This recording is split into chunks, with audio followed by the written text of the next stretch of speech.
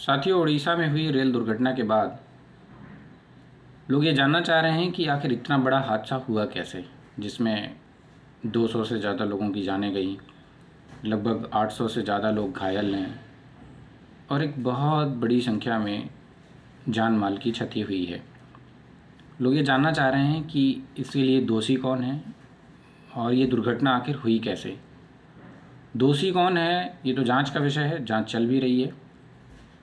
और जो railway board की मेंबर हैं जया वर्मा सिन्हा, उन्होंने टेलीविज़न पर और आदरणीय प्रधानमंत्री जी को भी उन्होंने एक वीडियो प्रेजेंटेशन के माध्यम से समझाया है कि आखिर रेलवे का सिग्नलिंग सिस्टम कैसे काम करता है, ये ट्रेन उस समय किस स्पीड में थी, ड्राइवर का क्या रोल था, स्टेशन मास्टर का क्या रोल था और मालगाड़ी कहाँ खड़ी हुई थी। ये एक डायग्राम के माध्यम से रेलवे बोर्ड की जो मेंबर हैं उन्होंने प्रधानमंत्री जी को समझाया है।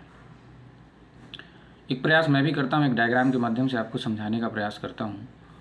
जया वर्मा सिन्हा जी ने उस वीडियो में जैसा बताया है, बहनागा स्टेशन है वो जहाँ पर ये रेल दुर्घटना हुई है, बालासोर जो रेलवे स्टेशन भी है और उड़ीसा का एक ज़िला भी है, उड़ीसा राज्य का। वहाँ से करीब 20 किलोमीटर दूर ये रेलवे स्टेशन स्थित है। नाम है इसका बहनागा बाज़ार। स्टेशन का डायग्राम कुछ इस तरह से, ये 4 लाइन का स्टेशन है।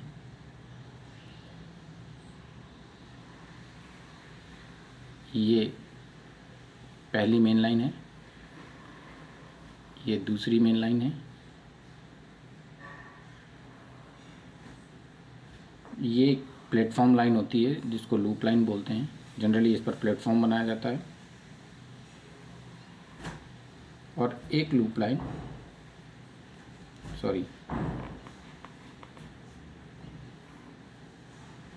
एक लूप लाइन ये है, ये अप मेन लाइन है, ये डाउन मेन लाइन है। अप, ये डाउन, ये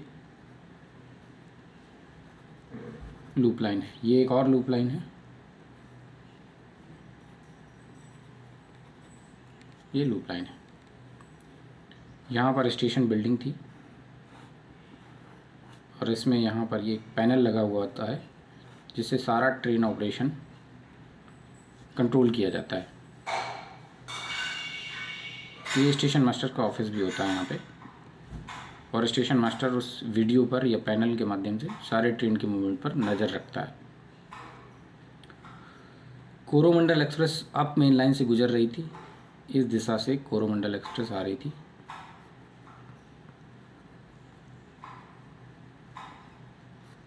कोरोमंडल एक्सप्रेस अप में आ रही थी। पता चला है कि वो उस समय लगभग 128 kmph की स्पीड पर थी।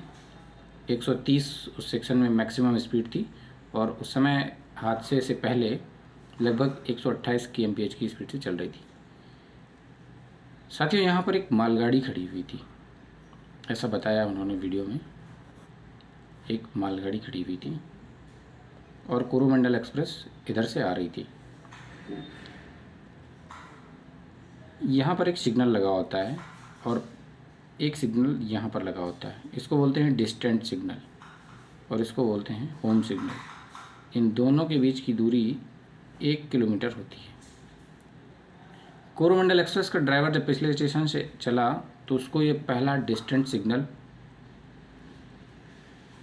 ग्रीन मिला होगा और तभी उसने ये अनुमान लगाया कि अगला होम सिग्नल भी मुझे ग्रीन मिलेगा और मुझे स्पीड मेंटेन करके रखनी है, क्योंकि ये डिस्टेंट सिग्नल होम सिग्नल के एस्पेक्ट को बताता है कि अगला सिग्नल हमें ग्रीन मिलेगा या येलो मिलेगा। अगर ये सिंगल येलो है तो इसका मतलब है कि ये डबल येलो मिलेगा और हमें रुक करके आगे जाना है, और ड्राइवर यहीं से स्पीड कम करना शुरू कर देता है। और चूँकि ये दूरी 1 किलोमीटर की होती है तो वो आसानी से स्पीड पर कंट्रोल कर लेता है यहाँ तक आते आते। दुर्घटना वाली जगह ये है, यहाँ पर दुर्घटना हुई है। किस वजह से दुर्घटना हुई है, कौन जिम्मेदार है, इस पर जांच चल रही है। ये तो पूरा जांच का विषय है, कुछ भी कहना इस पर अभी संभव नहीं है क्योंकि जांच चल रही है इस पर। और दुर्घटनाग्रस्त होने के बाद कोरोमंडल एक्सप्रेस के डिब्बे इधर उछल करके गए। ये डाउन मेन लाइन है। उसी समय, दुर्घटना के समय, यहाँ से यशवंतपुर एक्सप्रेस गुजर रही थी। यशवंतपुर एक्सप्रेस गुजर रही थी। लगभग पूरी ट्रेन पास हो चुकी थी और 2 डिब्बे यहाँ पर थे उस वक्त। इन 2 डिब्बों से, लास्ट के 2 डिब्बों से कोरोमंडल एक्सप्रेस के दुर्घटनाग्रस्त जो डिब्बे जो जंप करके यहाँ पहुँचे थे वो इससे टकरा गए और इस तरह से ये ट्रेन भी दुर्घटनाग्रस्त हो गई। अच्छा, इसमें माननीय रेल मंत्री जी ने एक शब्द इस्तेमाल किया था, इलेक्ट्रॉनिक इंटरलॉकिंग। इलेक्ट्रॉनिक इंटरलॉकिंग क्या होती है इलेक्ट्रॉनिक इंटरलॉकिंग? मान लीजिए कि कोई गाड़ी हमें मेन लाइन से बिना रुके गुजारनी है, तो इसके लिए डिस्टेंट और होम सिग्नल ये दोनों ग्रीन होंगे। यहाँ पर एक स्टार्टर सिग्नल लगा रहता है, स्टार्टर, ये भी ग्रीन रहेगा। और आगे स्टेशन को से ब्लॉक सेक्शन में प्रवेश करने के लिए यहाँ पे एक सिग्नल लगाया जाता है, उसको एडवांस स्टार्टर कहते हैं। ये सारे के सारे सिग्नल जब गाड़ी बिना रुके थ्रू पास होती है तो ये सारे के सारे सिग्नल ग्रीन होते हैं। और ये जो पॉइंट होता है जो लूप लाइन के लिए आया, ये नॉर्मल डायरेक्शन में होता है। अगर ये रिवर्स में है तो इसका मतलब ये है कि ट्रेन लूप लाइन में आएगी। तो ये पॉइंट उस समय नॉर्मल में ही रह सकता है जबकि ये सारे के सारे सिग्नल ग्रीन हो। ऐसा इलेक्ट्रॉनिक इंटरलॉकिंग के कारण होता है।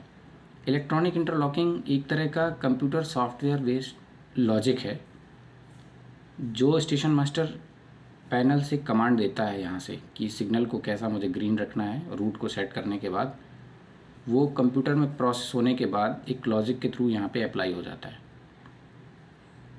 और फिर सारे सिग्नल इस तरह से ग्रीन हो जाते हैं। अगर मान लीजिए लूप लाइन के लिए कोई गाड़ी लेनी है यहाँ पे, तो ये रूट, ये पॉइंट लूप लाइन के लिए रिवर्स पोजीशन में सेट किया जाएगा, तभी इसके लिए सिग्नल ऑफ हो पाएगा। तो उस समय क्या स्थिति रही होगी ये तो जांच के बाद पता चलेगा, लेकिन मैंने आपको बताया इलेक्ट्रॉनिक इंटरलॉकिंग क्या है, रेलवे का सिग्नल सिस्टम कैसे काम करता है और उसमें पूरे मूवमेंट में किन किन लोगों की महत्वपूर्ण भूमिका रहती है। काफ़ी अच्छी जानकारी है ये जो आप सब तक पहुंचनी चाहिए थी। धन्यवाद।